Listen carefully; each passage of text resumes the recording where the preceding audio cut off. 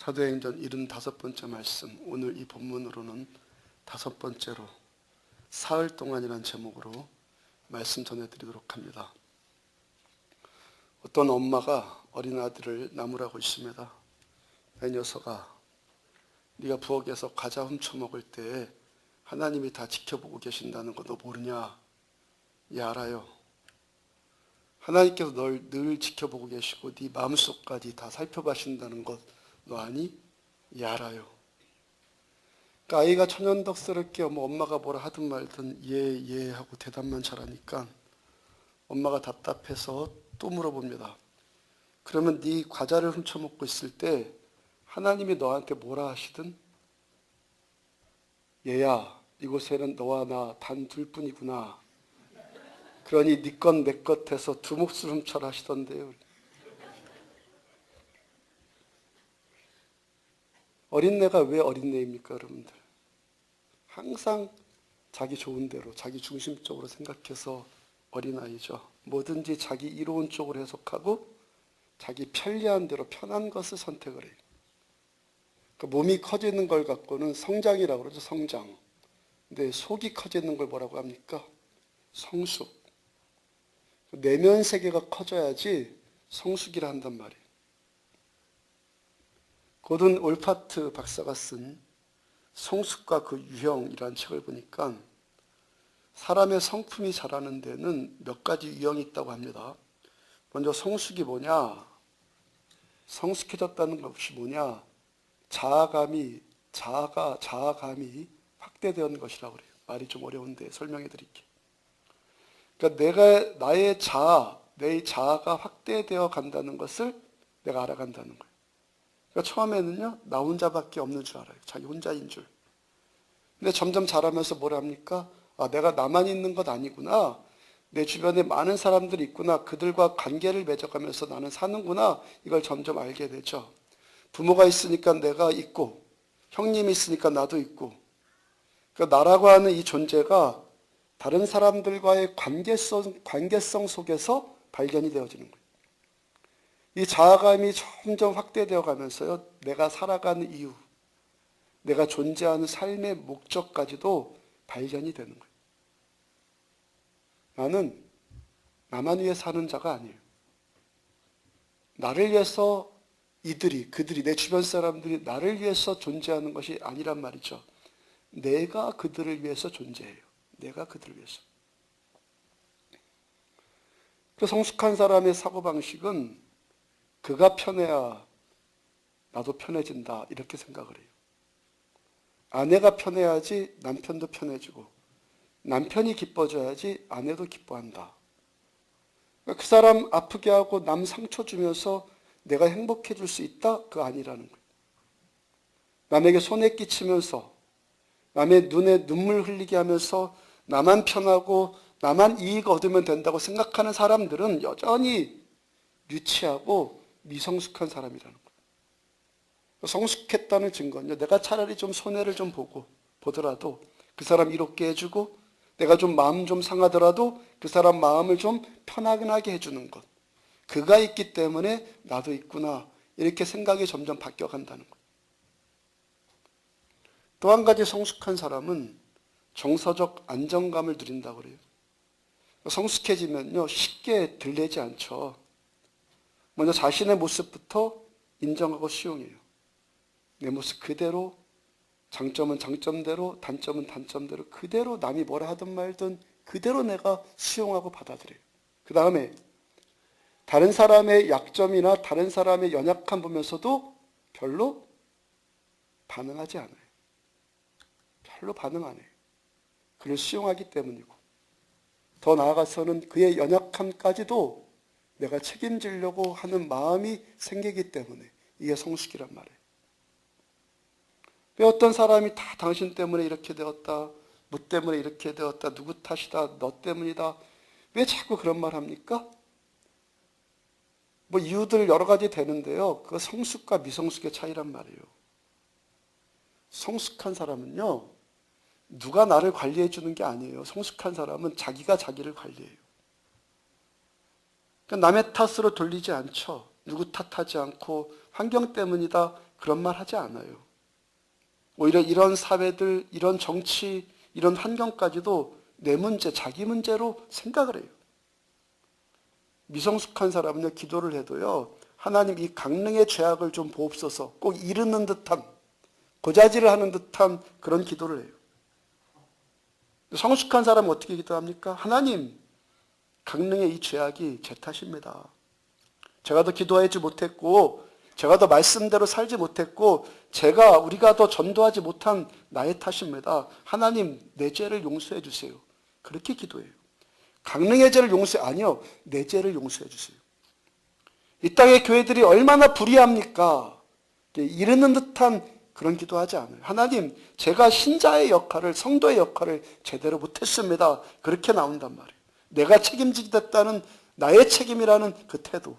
이게 뭡니까? 성숙했다는 증거예요. 또한 성숙한 사람은요, 현실을 정확하게 직시해요. 왜 이런 일 벌어졌냐고 막 울고불고 하지 않아요. 그 현실을 그냥 차분하게 받아들여요. 그리고요, 긍정적으로 판단을 해요. 이 순간이 지금 끝이 아니지, 잠깐의 과정일 뿐이지, 그렇게 받아들이고 최종 결과를 바라본단 말이에요. 그 다음에 또 성숙해지면요, 자기를 객관화시키는 능력이 생겨요. 자신을 객관화시킨단 말이에요. 조금 칭찬받았다고 해갖고 정신막 못 차리고 촐랑대고 그러지 않아요. 교만해지지도 않아요. 또 뭐가 좀 잘못되었을지라도 당장 모든 것이 다 끝난 것처럼 막 큰일 났네 막 그러고 좌절하고 절망하고 그러지 않아요. 그러니까 그 사람은 이리 휘둘렸다 저리 휘둘렸다 그렇지 않고요, 휘청거리지 않고 그냥 꼿꼿이 간단 말이에요. 항상 일관성 있게 자기 페이스를 유지하면서 살아요. 이게 다 뭐예요? 성숙했다는 증거란 말이에요. 고린도전서 13장 11절 보면은 내가 어렸을 때는 말하는 것이 어린아이 같고, 말하는 것 어린아이 같고, 깨닫는 것 어린아이 같고, 생각하는 것이 어린아이 같다가 장성한 사람이 되어서는 어린아이의 일을 버렸노라. 장성한 사람 되니까 어린아이의 일, 그런 일들을 버리더라는 거예요. 성숙한 사람이 되어서는 어린아이의 일을 버린다. 거꾸로 생각해 봐요. 성숙한 사람이 되고자 한다면 어떻게 해야 된다는 겁니까? 그런 어린아이의 일을 버려야 한다는 거예요. 오늘 보면 1절을 보면은 사울이 주의 제자들에 대하여 여전히 위협과 살기가 등등하여 대제사장에게 가서 2절 중간이요, 만일 그 도를 따르는 사람 만나면 남녀를 막론하고 결박하여 예루살렘으로 잡아오려 함이라. 지난주 말씀에 우리들 정금과 같이 나오는 가장 보배롭고 존귀한 인생, 내가 너를 보배롭고 존귀하게 하리라. 보배롭고 그 존귀한 인생, 그 인생이 어떤 인생이라고요? 다른 사람 생명을 살려주는 인생. 내가 살아가기 때문에 내 옆 사람이 위로를 받고, 내가 여기에 존재하기 때문에 내 옆 사람이 격려를 받고 그가 힘을 얻어요. 더 나아가서 불구덩이, 지옥 불구덩이에 빠져서 죽을 수밖에 없는 인생이 영원한 생명을 나로 인해서 얻어요. 그러면요, 그 얼마나 탁월한 인생을 사는 것입니까? 내가 살기 때문에, 내가 지금 살기 때문에 남이 좌절하고 절망하던 사람이 소망을 얻고 살아가. 그 살아갈 이유를 발견해. 그러면 내가 지금 얼마나 탁월한 인생을 사는 거예요. 1절과 2절 보니까 지금 사울이 어떤 인생 살고 있습니까? 이 사람의 삶의 목적은요, 오로지 지금 오로지 자아실현이에요. 자아실현. 자기밖에 몰라. 내 목적 이루기 위해서 남 죽든 말든 그거 상관없어요. 오히려 내가 가는 길에, 이 길에 방해가 되면 다 쳐버려요. 그러니까 위협과 살기가 등등합니다. 내 앞길에 장애물이 있고 나를 반대하고 나를 거치고 나와 부딪히는 사람은 남녀를 막론하고 다 결박해갖고 다 잡아가둬 버려요. 이런 인생이 어떤 인생이라는 거예요? 사울이요, 참 많이 배운 사람이요. 빌립보 3장 4절 이하의 말씀을 보면은 얼마큼 많이 배웠냐면요, 당시 유대인들 중에서 가장 많이 배운 사람. 여러분 유대인들의 지식 수준이요, 유대인들의 지혜 수준은 세계 최고라고 그러잖아요. 세계적인 수준이요. 그 유대인들 가운데서요, 당시 가장 많이 배운 사람, 가장 많이 배우고 있는 사람, 정말 가장 장래가 촉망받은 사람이 사울이었어요. 그래서 나는 바리새인 중에 바리새인이다. 소위 말해서 출세한 사람들 가운데서 가장 출세한 사람이다. 우리 식구로 말하자면은 판사쯤 되는데요. 그것도 젊은 판사여서 차기 대법원장이 유력시 되는 인물. 아니면 국회의원쯤 되어서요, 10년, 20년 후에 얼마만큼 정치 경력을 쌓으면은 대권 주자를 바라볼 만한 인물. 그 사울에 대해서 성경이 뭐라 평가를 해요? 미성숙한 사람. 오직 자기 출세, 자기 감정, 자기 철학, 자기 관철, 자기 인정, 이런 것만 있으니까 사울에 대한 성경의 평가는 그가 뭐 출세를 했든지 배웠든지 상관없어요. 아직도 유치한 어린아이. 고린도전서 13장 11절 보면은요, 다시 보면은 장성한 사람이 되어서는 어린아이의 일을 버렸노라. 고린도전서 누가 쓴 성경이죠? 바울이 쓴 기록한 성경이에요. 바울이 그 이전, 오늘 본문 이전에 1절과 2절의 삶을 놓고 판단해 보니까 자기가 아무리 많이 배웠고 자기 아무리 가졌고 아무리 획득했다고 할지라도 자기밖에 생각해 줄 모르는 자기중심적인 이기적인 사람은 여전히 어린아이라는 거예요. 자기가 자기를 보니까 여전히 어린아이. 지난주 말씀에 그런 사울의 인생이 4절에서 어떻게 되었어요? 엎어진 인생돼요. 교만하고 자기중심적이어서 남 죽이는 인생이었는데 예수님이 빛으로 그에게 오셨고 사울아 사울아 하시면서 말씀으로 오셨어요. 예수님의 그 임재에 그 교만함이 팍 꺾여서 땅에 고꾸라져 엎어져요. 그 다음에 6절 보니까 너는 일어나 시내로 들어가라. 그러니까 사울의 그 인생을 향하신 예수님의 계획은 엎어지게 만들고 그렇지만 엎어져 있게만 한 것이 아니라 다시 일으켜 세워서 주님의 뜻을 이루어 나가시는 거예요. 8절 후반부를 보면은 사람의 손에 끌려 다메섹으로 들어가서 3절에서 사울은 자기 발로 달려가는 인생이었어요. 교만해서 자기 발로 가야 될 곳, 안 가야 될 곳 아무데나 막 밟고 다녔을 때는 남 죽이는 인생이었어요. 근데 이제 예수님에 의해서 엎어지고 예수님에 의해서 다시 일으킴 받고 예수님의 손에 이끌려서 가는 자기 마음대로 아무데나 막 가는 인생이 아니라 이제는 예수님의 손에 이끌려가는 겸손한 인생이 되더라는 거예요. 6절 다시 보면은 너는 일어나 시내로 들어가라. 내가 행할 것을 내게 이를 자가 있느니라. 주님께서 사울을 일으켜 세우셨어요. 그 다음에 시내로 너 들어가라. 즉 이제부터는 사울 네가 해야 할 일들을 구체적으로 가르쳐주고 지시할 것이다. 이 가르침과 지시하심이 구체적으로 시작이 돼요. 이제까지는 내 마음대로 내가 하고 싶은 대로 살았던 인생인데 이제부터는 주님의 말씀 따라서 주님의 인도하심을 받는 하나하나 주님의 계획과 말씀 따라서 살아가는 인생이 된단 말이에요. 그 다음 8절 후반부와 9절을 보니까 다메섹으로 들어가서 사흘 동안 보지 못하고 먹지도 마시지도 아니하니라. 오늘 붙들 말씀은 주님 명령 따라서 주님의 손길에 이끌려서 다메섹으로 들어왔죠. 지금 그전과 같이 자기 멋대로 아무데나 막 간 것이 아니라 예수님의 뜻대로 예수님 말씀 따라서 지금 다메섹으로 들어왔단 말이에요. 그러니까 그런 사울에게 기다리고 있는 것이 뭡니까? 뭐가 지금 기다리고 있어요? 6절 다시 보세요. 내가 행할 것을 내게 이를 자가 있느니라.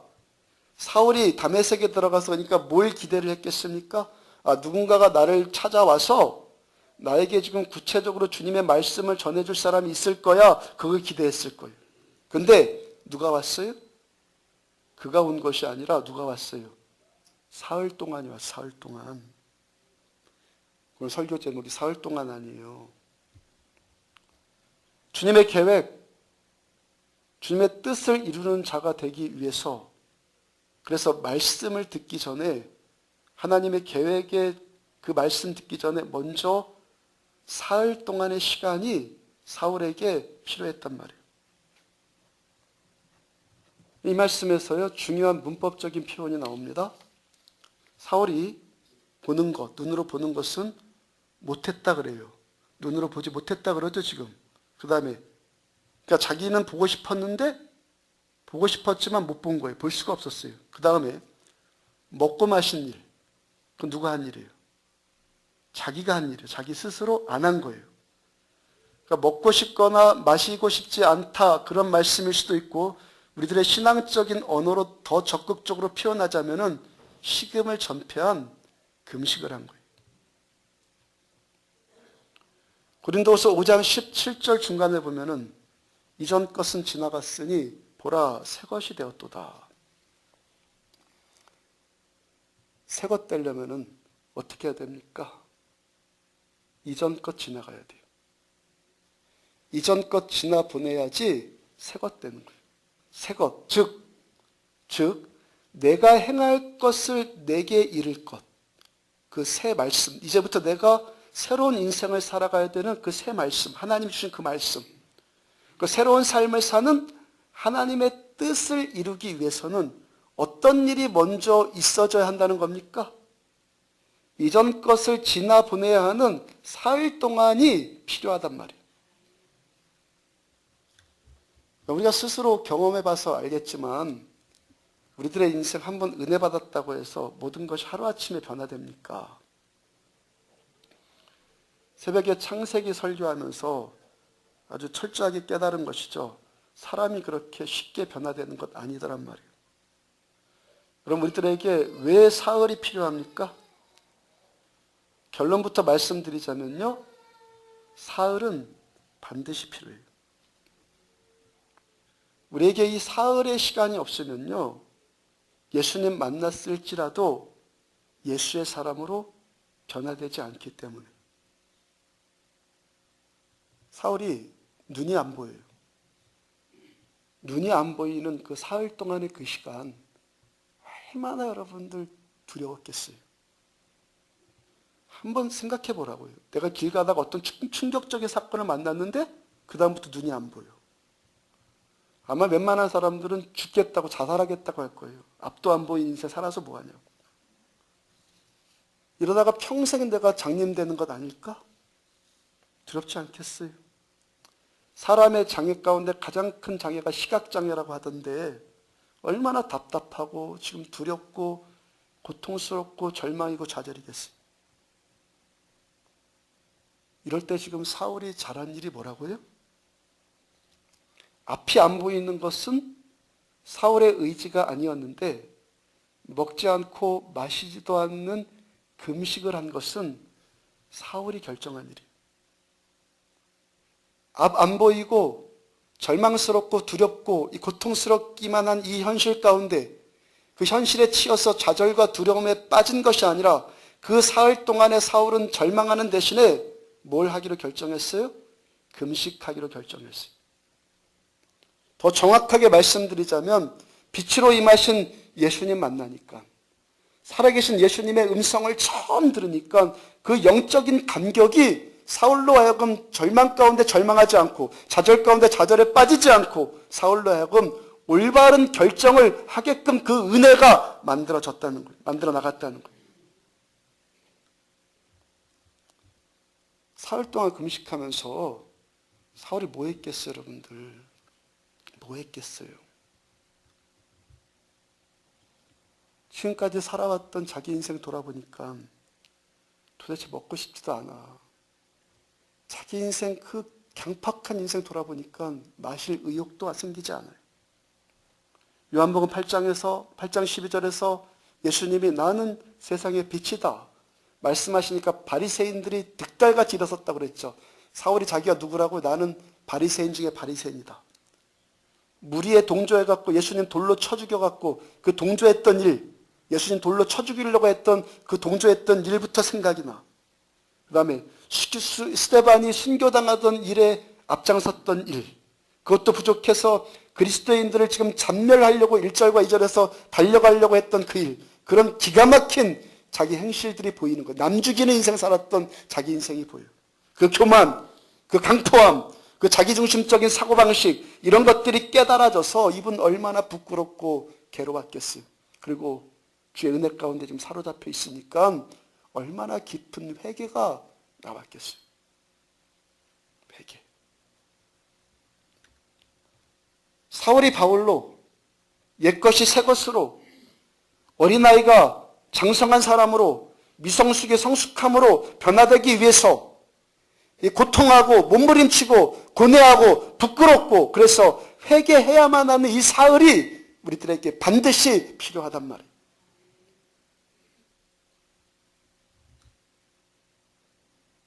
세상에서 가장 향기 좋은 향수가 어디서 나온다고요? 장미꽃 같은 이런 꽃에서 나오는 것이 아니라 위장병 생긴 고래의 밑속에서 나온다 하잖아요. 향유고래, 향유고래. 그게 주식으로 먹는 오징어를 잘 소화시키질 못해갖고 윗속에 이물질이 쌓이게 되고 그게 배설물로 나오는 것이 용연향이라고 하잖아요. 지난 8월 말에 영국의 어떤 소년이 해변가에서 그냥 떠내려온 용연향 한 덩어리를 아무것도 그것이 그건지 모르고 그냥 주웠는데 그 값이 우리 돈으로 그 한 덩어리가 7,200만 원을 호가한다고 했잖아요. 고래가 오랫동안 위통을 일으켜서 그 고통 가운데서 나오는 것이 가장 깊은 향기를 발하더라는 거예요. 우황청심한 재료로 쓰는 우황, 어디서 생긴 거예요? 소의 쓸개에 병이 나서 생긴 거예요. 병이 나서. 진주도 어디서 생깁니까? 조갯살 안으로 이물질이 파고들어서 그 고통 때문에 그걸 감싸다 보니까 진주가 생겨요. 바이올린 만드는 목재요? 가장 비싼 목재가 어디서 생긴다고요? 로키 산맥의 그 수목 한계선에서 맹렬한 추위를 견뎌낸 나무에서 그 목재를 얻는다고요. 그걸로 만든 게 바이올린이 억대를 호가한다고 하잖아요. 간디가 이런 말 했습니다. 무슨 일 하든지 추위, 더위, 배고픔, 목마름을 못 견디고 불쾌한 일을 참고 견딜 힘이 없는 사람이 성공하는 경우는 없다. 우리들의 인격과 우리들의 영성이요, 계속되어질 이 환난과 시련과 연단을 겪어나가면서 더 높은 수준의 성숙함을 기대하게 될 줄로 믿습니다. 신앙생활하면서 사흘 동안 하면은 가장 먼저 떠오르는 이야기가 어떤 이야기입니까? 사흘 동안. 예수님께서 십자가에 못 박혀 죽으시고 그 육체가 무덤에 갇혀 있었던 그 사흘 동안. 주님이요, 금요일 날 오후 3시에 운명하셨어요. 오후 3시에 운명하시고, 그 다음에 토요일 지나고 주일날 새벽에 부활하셔서 사흘 동안 그 시체가 무덤에 놓여 있었다고요. 간혹 가다가 금요일날 오후에 죽었다가 금요일날 밤에 깨어나는 사람들이 있고, 아니면 좀 다음날 새벽에 깨어나는 경우도 종종 있죠. 이런 경우는요, 완전히 죽었다기보다는 가사 상태에 빠져 있다가 깨어나는 경우다 말할 수 있어요. 물론 그 짧은 시간만큼일지라도 정말로 죽었다가 살아난 사람들도 있어요. 근데 대부분이 가사 상태에 빠졌다가 깨어나는 경우가 대부분이라고요. 근데 사흘 동안 죽었으면 정말 죽은 건 아니에요. 사흘 동안 무덤에 내려가 있으면 정말 죽은 거잖아요. 정말 죽어야지만 그 죽은 사람이 살아나는 것을 뭐라고 합니까? 부활. 부활하기 위해서는 어떻게 되어야 한다는 겁니까? 죽어야 돼요. 부활하기 위해서는 죽어야 된다고요. 외국 사람들이 한국에 들어올 때 인천공항쯤에 가까이 오면은 놀라는 일들 가운데 하나가 밤에 무수히 보이는 빨간 십자가라고 하잖아요. 그들이 그 십자가 보면서 여기가 사람 사는 도시입니까? 아니면 공동묘지입니까? 물어보는 사람도 있다고 그래요. 그러니까 외국에서는 예수 믿다 죽은 사람들 묘지를 쓸 때 십자가 세우잖아요. 예수님의 십자가는 무덤을 상징한단 말이에요. 십자가는 죽음을 상징해요. 왜 교회마다 건물 꼭대기에다가 십자가를 세웁니까? 왜 예배당 맨 정면에다가 십자가를 지금 달아놓습니까? 교회가 어떤 곳이란 겁니까? 교회는 십자가 위에서 죽은 사람들, 곧 교회는 무덤을 상징한단 말이에요. 죽은 사람들이 모인 곳. 만약 어떤 교회가 막 시끄럽다고 하면은, 이 사람 저 사람 말이 많다고 하면은 왜 그렇다는 겁니까? 죽은 사람들이 모여 있는 것이 아니라 산 사람들이 모여 있기 때문에. 여러분들 왜 우리들이 그렇게 잘 변화되질 않습니까? 왜 안 변합니까? 먼저 죽는 일이 있어야지만 다시 살아나는 일이 있는데 죽지 않기 때문에 사는 일도 없다는 거예요. 저 여러분들 죽어야지만 살아요. 그래서 여러분들 십자가는 절망이 아니라 소망이에요. 내가 죽으면 살기 때문에, 죽어야지만 살기 때문에, 그래서 십자가는 소망이에요. 많은 사람들이요, 죽으면 다 끝이다 그래요. 얘가 죽어버리면 이 골치 아픈 문제들 다 끝나고 해결될 것이다 생각을 해요. 그래서 죽이는 사람도 많고, 죽여버린 사람도 많고, 죽는 사람도 많아요. 죽고 죽으면 해결됩니까? 일이 더 복잡해지잖아요. 더구나 예수 믿는 저와 여러분들에게는 죽으면 끝이 아니라 시작인 줄 믿으시기 바랍니다. 죽으면서 출발해요.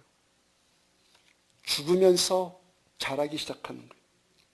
어린아이가 죽어야지만 장성한 사람으로 살아나기 시작해요. 옛것이 죽어야지만 새것으로 살아나요. 사울이 사흘 동안 죽어버리니까 바울로 다시 태어나기 시작하는 거예요. 요한복음 12장 24절, 내가 진실로 진실로 너희에게 이르노니 한 알의 밀이 땅에 떨어져 죽지 아니하면 한 알 그대로 있고 죽으면 많은 열매 맺느니라. 한 알의 밀이 땅에 떨어져 죽으면은 죽으니까 열매가 맺히기 시작하더라는 거예요. 죽으니까 전도의 열매가 맺히고 죽으니까 성령의 성품의 열매들이 맺히기를 시작하더라는 거예요. 최고 수준의 인생을 내가 살기 때문에 다른 사람의 생명이 살아나는 것이 가장 탁월한 인생이다 그랬어요. 그 탁월한 인생이 어떻게 시작된다고요? 내가 죽으면 생명의 열매들이 맺히기 시작해요. 아내가 죽어야지 남편이 살아나요. 남편이 죽어야지 아내가 살아요. 내가 죽으면 여러분들의 구역이 살아나요. 교회가 죽으면 이 강릉이 살아나요. 교회가 죽기 시작하면 강릉이 살기 시작해요. 계속해서 말씀 전해드리지만 우리가 자기 힘으로 변화되는 것 아니에요. 내 노력으로 죽을 수 있는 사람 아무도 없어요. 내가 노력해서 성숙해지겠다? 작심삼일이에요. 그런 사람은 반드시 율법주의자가 돼요. 그래서 타이에 의해서, 주님에 의해서 안 못 보는 사흘이 우리들한테 필요한 거예요. 하나님께서 그 눈 보지 못하게 만든 그 시간 동안 내가 하나님의 자녀면 어떤 일 경험합니까? 지금까지 내가 내 눈 가지고 세상 봤어요. 내가 내 발 가지고 세상 뛰어다니는 인생이었어요. 그런데 보지 못하고 가지 못하니까 그 교만함들이 꺾이고 내가 할 수 있는 일이 아무것도 없다는 것이 깨달아지기를 시작을 해요. 이제부터 그래서 예수님의 눈으로 세상을 보고 예수님의 손에 우리 자신이 모든 것들을 의탁하는 그 탁월한 인생이 이제부터는 시작되어지는 거예요. 주님께 붙들려 있는 그 시간 동안, 주님께만 붙들려 있는 그 시간 동안, 주님의 은혜를 체험하는 그 시간만큼 우리가 변화되어지는 거예요. 주의 이름으로 축복합니다. 부탁드립니다. 예배를 종교적으로 때우는 예배 드리지 않기를 축복합니다. 이런 것은 아무리 해봐야 변화되지 않아요. 주님의 은혜의 터치를 받는 그 시간들, 그 순간들이 쌓여가지고 우리가 변화받기를 시작하는 거예요. 디모데후서 3장 보면은 말세에 대한 말씀이 쭉 나와요. 3장 1절 보면은 너는 이것을 알라. 말세에 고통하는 때가 이르러. 우리가 지금 살고 있는 마지막 때에 대해서 성경이 뭐라고 해요? 고통하는 때다. 이 시대 정말 고통스러운 시대 아니에요? 하룻밤 자고 일어나면은 세상에 듣도 보도 못한 일들이 막 일어나잖아요. 그리고 말세가 그 고통하는 이유에 대해서 사도 바울이 계속 말합니다. 그 다음 2절부터 4절 보면 사람들이 자기를 사랑하며 돈을 사랑하며 자랑하며 교만하며 비방하며 부모를 거역하며 감사하지 아니하며 거룩하지 아니하며 무정하며 원통함을 풀지 아니하며 무함하며 절제하지 못하며 사나우며 선한 것 좋아하지 아니하며 배신하며 조급하며 자만하며 쾌락사랑하기를 하나님 사랑하는 것보다 더하며. 사람들이, 이 땅 살아가는 사람들이 돈이 최고의 가치가 되었고 자랑하는 사람들, 교만하는 사람들로 이 세상이 가득 찼단 말이에요. 감사할 줄 모르는 사람들, 무정한 사람들, 원탕하는 사람들, 서로 모함하는 사람들, 선한 것 싫어하고 배신하고 하나님보다 쾌락도 사랑하는 사람들이 가득 차다. 말세의 모습이 이 부정적인 말들로만 가득 차 있어요. 근데 사도 바울이 그런 말세 한가운데 사는 자신에 대해서 말하는 것이 있어요. 그 다음 절 보니까 나의 교훈과 바울의 교훈과 행실과 의향과 믿음과 오래 참음과 사랑과 인내와. 말세는 점점 악해지고 사람들은 속고 속이고 먹고 먹히고 그러할지라도 바울 나는 지금 어떤 인생을 살고 있냐면 나에게 교훈이 있다. 나한테는 행함이 있다. 나한테 뜻이 있다. 나한테는 믿음이 있다. 오래 참음과 있고 사랑과 인내함이 나에게는 있다라고 스스로 사도 바울이 고백해요. 그런 말세에 있지라도 나는 나를 지키면서 살고 있다.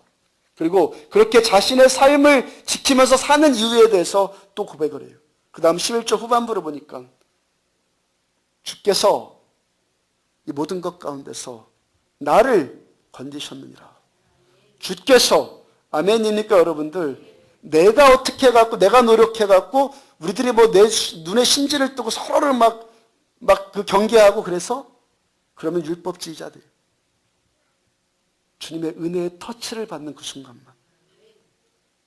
주께서 이 모든 일들, 고통의 문제들, 유혹의 문제들, 악이 팽창한 이 문제들 가운데서 주께서 나를 지켜주셨기 때문에 주님께 붙들려서 주님과 함께한 그 시간 동안만큼 바울의 신앙이 계속해서 자라더라는 거예요. 그 다음 디모데후서 4장 17절 보니까 주께서 내 곁에 서서 나에게 힘을 주시는 것은 내가 사자의 입에서 건짐을 받았느니라. 사도 바울께 원형 경기장 같은 곳에서 사자밥이 될 뻔한 그 순간들까지도 주께서 바울 곁에 서서 주께서 힘을 주셨고 주께서 바울을 구원해 주셨기 때문에 사도 바울 나는 여기까지 왔다라고 고백을 하는 거예요. 하나님의 자녀된 우리들은 고통만 있는 것 아니에요. 주님께서 함께 하시는 감격스럽고 영광스러운 일들 분명히 있었죠. 그 영광으로 우리가 사흘 동안의 그 고통을 또 극복해 나왔어요. 그 은혜로 우리가 여기까지 성숙해졌다면 여기까지 그 은혜로 성숙해져 간 거예요. 주의 그 은혜로. 지난 수요일 날 아침에는요. 고윤정 지사님과 통화를 하게 되었는데 수요일 날 오전 내내 감동과 놀람 때문에 주체할 수 없었다고 그래요. 새벽에 기도하는 중에 환상이 임하는데 환상이요. 꿈을 꿨다가 아니라 뭐 마음으로 좀 생각났다가 환상은요. 눈 떠도 보이고 눈 감아도 보이는 게 환상이라고 그랬어요. 환상이 임하는데 밝은 빛이 자신에게 임했다고 그래요.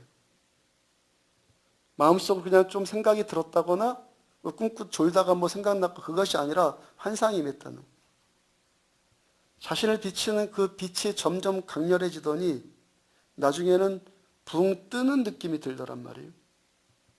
그래서 얼마나 행복해지겠습니까? 영적으로.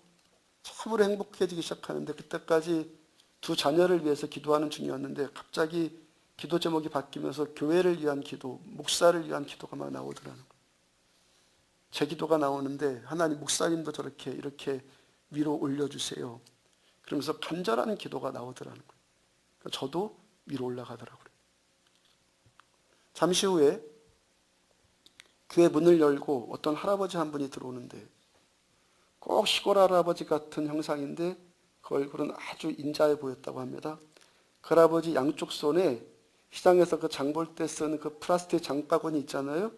그 장바구니 속에 뭔가 가득 들어있고 그 위에는 계란으로 덮여 있었다고 그래요. 우리가 부활절날 계란 나누잖아요. 부활을 상징하고 생명 잉태를 상징하면서 교회에서 쓰는 것이 계란 맞죠?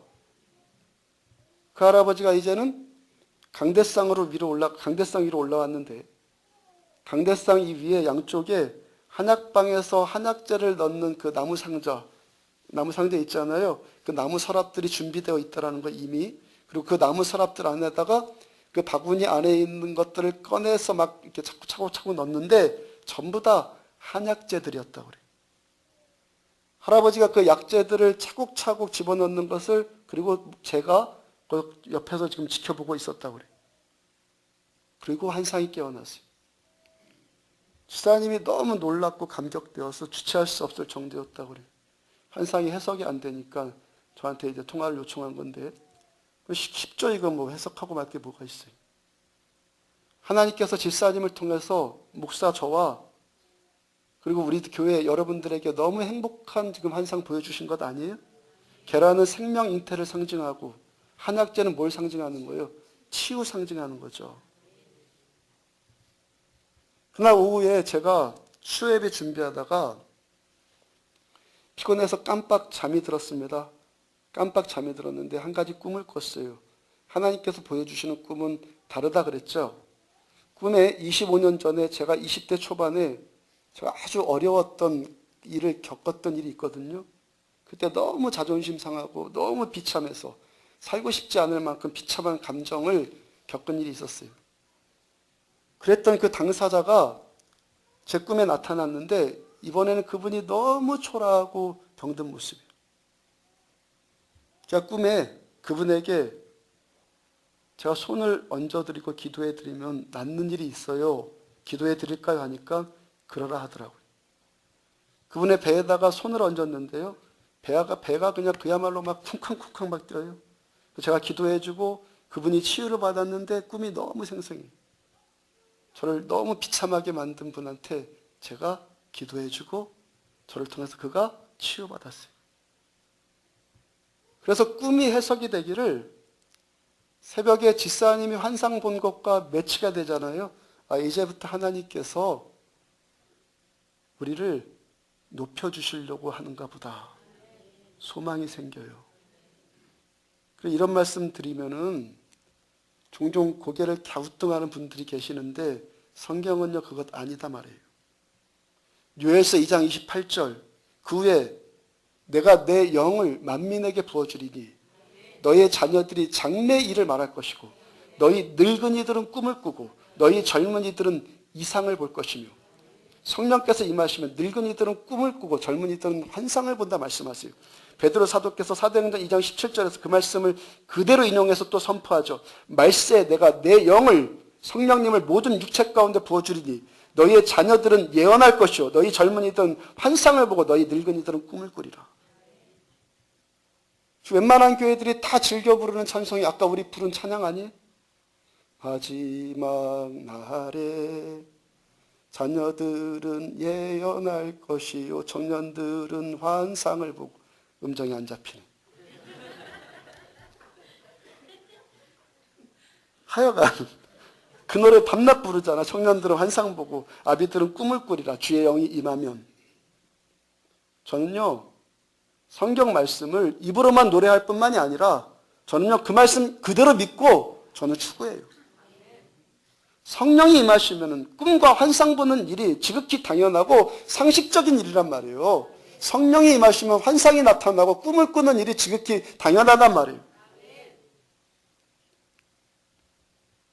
그날 수요예배 설교가 히스기야 왕이 죽을 뻔했다가 치유받는 말씀 그날 정해서 오전부터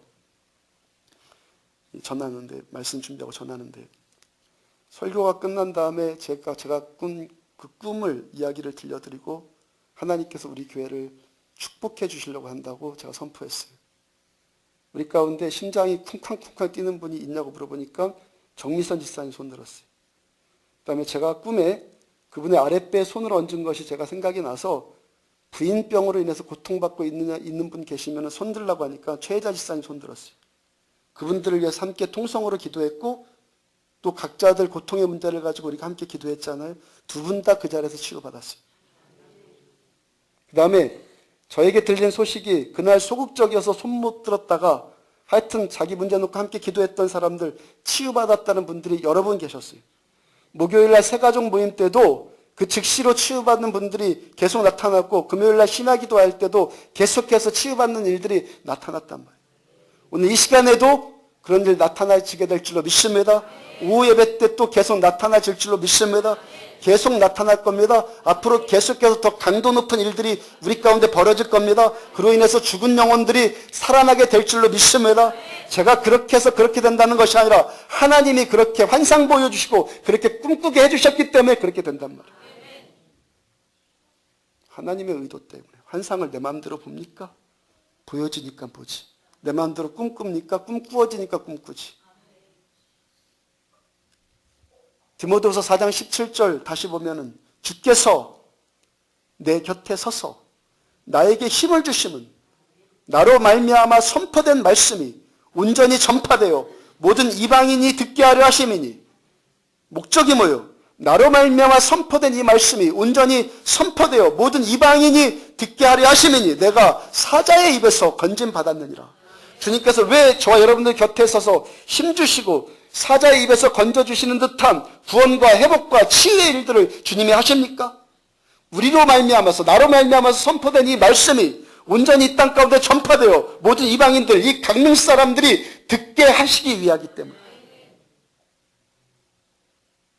살아계신 주님을 경험한 우리들을 통해서 또 다른 사람들에게 우리가 예수님의 살아계심을 말하고 이 구원의 은혜의 말씀이 전파되기 위함 산자가 또 다른 산자를 만들어내는 거예요.